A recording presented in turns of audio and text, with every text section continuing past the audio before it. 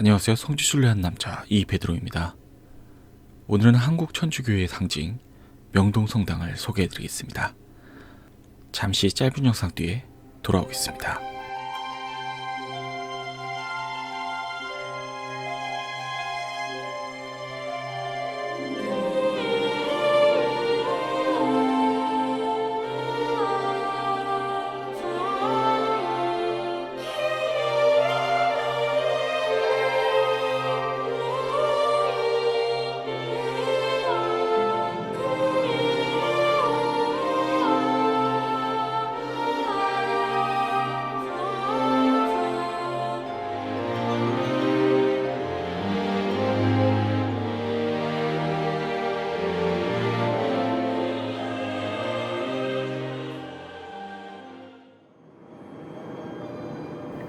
명동성당이 자리잡은 대지는 당시 종현이라 불리던 고개입니다.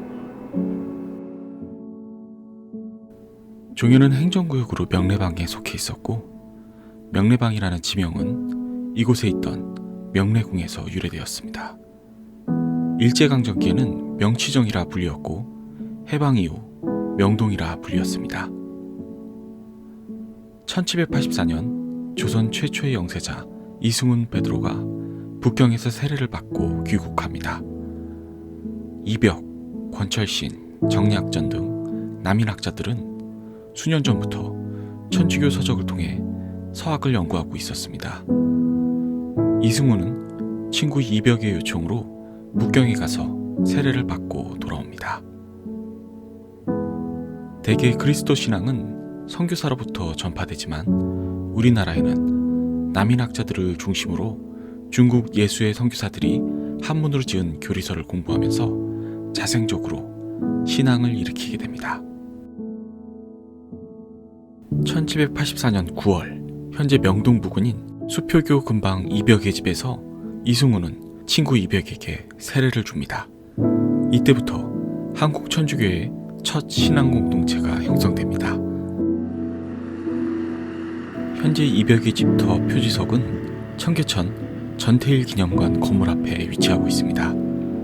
실제 이벽의 집은 청계천 건너편으로 추정되고 있습니다.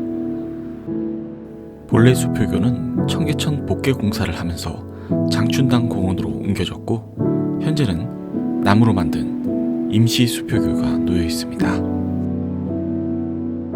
처음 이벽의 집에서 열리던 신앙 공동체는 사람이 늘어나면서 1784년 겨울부터는 명례방에 위치한 김범호의 집으로 집회 장소를 바꾸게 됩니다. 이벽, 이승훈, 정약전, 정약종, 정약용 삼형제, 권일신, 권철신, 최인길, 지왕 등이 명례방에서 정기적인 신앙 집회를 갖기 시작하면서 명례방 공동체가 시작이 됩니다. 1785년 어느 봄날 명례방 집회를 열고 있었는데 근처를 지나던 형조의 관리들에게 발각이 됩니다.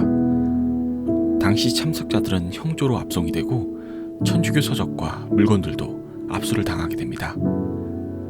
양반이었던 이들은 모두 풀려났지만 그중 유일하게 중인 신분이었던 김범우만 감옥에 갇혀 고문과 형벌을 받고 밀양 단장으로 유배됩니다. 유배를 가서도 천주교 포교 활동을 했다고 합니다. 하지만 혹독한 매질의 여독으로 2년간 고생하다가 결국 순교하게 됩니다. 현재 명례방을 알리는 표석은 없고 하나은행 본점 앞 장학원터 표석 앞쪽을 김범우의 집터로 보고 있습니다. 이후 한국 천주교는 수차례의 박해를 겪으면서 수많은 성직자와 신자들이 순교한 끝에 1886년 한불 수호조약으로 신앙의 자유를 얻게 됩니다. 현재 명동성당의 부지는 1883년부터 부분적으로 매입을 시작하여 1886년 한불 수호조약 비준 전후 무렵부터 본격적으로 매입에 착수합니다. 그러나 언덕 위의 성당 건축 문제는 정부 당국과의 분쟁으로 1888년부터 1890년 1월까지 지연됩니다. 당시 종현의 위치가 조선 임금의 화상이 모여져 있는 영의전의 주맥이라는 풍수적인 이유를 들면서 정부는 토지 소유권을 억류합니다.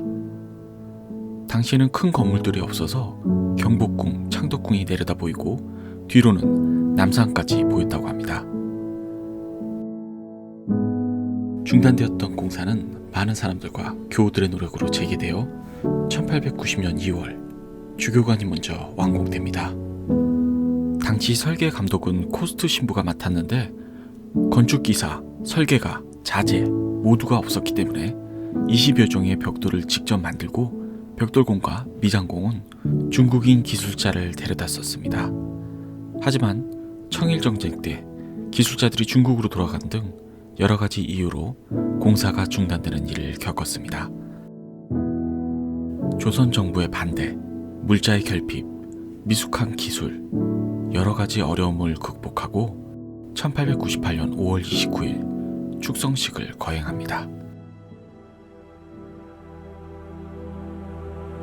명동성당의 건축물은 한국 천주교 공동체의 시작인 명례방 공동체를 잇고 서울 명동 한복판에 만들어져 완전한 종교 자유의 증거라는 상징적인 의미를 가지고 있습니다. 또한 1970년대부터는 민주화의 성지의 역할까지 하였습니다.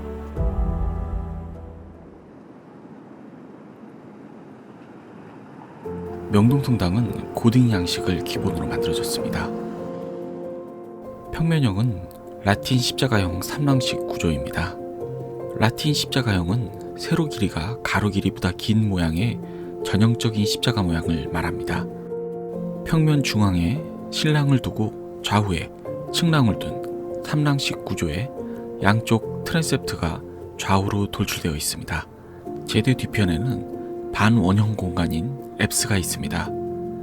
명동성당은 앱스 뒤쪽으로 제2방으로 쓰이는 회랑이 있습니다. 고딕 양식의 대표적인 특징으로는 높은 청장과 뾰족한 첨탑, 그리고 긴 뾰추같이 창문 모양을 들 수 있습니다. 성당에 들어가 보면 압도적인 천장의 높이를 느낄 수 있는데요. 내부는 스테인드 글라스에서 쏟아지는 빛으로 가득합니다. 중세 그리스도인들이 천국과 더 가까워지고자 했던 바람을 담은 건축 양식이라 할 수 있겠습니다. 천장의 끝은 뾰족한 첨도 아치로 이루어져 있습니다. 높은 건물을 만들 때 둥근 아치를 사용하면 기둥을 더 굵게 만들어야 하는데 첨도 아치로 만들면 힘이 양옆보다 수직 방향으로 쏠리면서 조금 더 가는 기둥을 활용할 수 있고 기둥 사이 간격을 더 넓힐 수 있습니다.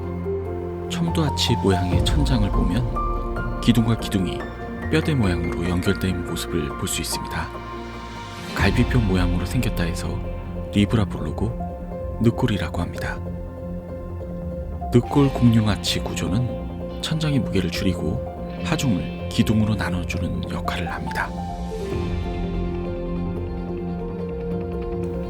전통적인 묵주기도문인 15단의 묵주기도문을 나타내고 있는 스테인드 글라스입니다. 예수 그리스도의 탄생과 성장을 묵상하는 환희의 신비, 예수 그리스도의 순환과 죽음을 묵상하는 고통의 신비, 예수 그리스도의 부활과 성모 승천을 묵상하는 영광의 신비입니다.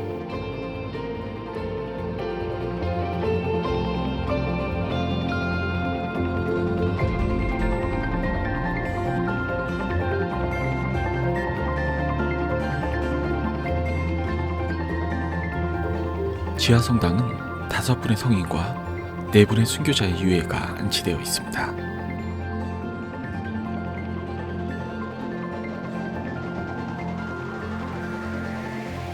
사도회관은 명동성당보다 8년 먼저인 1890년 주교관으로 완공이 되었습니다. 이후 다양한 용도로 쓰이다가 현재는 서울대교구 역사관으로 쓰이고 있습니다. 내부의 전시물들은 촬영 금지라서 허락을 받고 전체적인 전시관의 모습만 촬영했습니다. 화요일부터 주일 오전 9시부터 오후 5시까지 운영이 되며 한국 천주교 성지순례 책자 순례 도장 중에 김보무의 집터, 이벽의 집터, 103위 시성터, 124위 시복터 도장은 이곳 서울대교구 역사관에서 찍을 수 있습니다.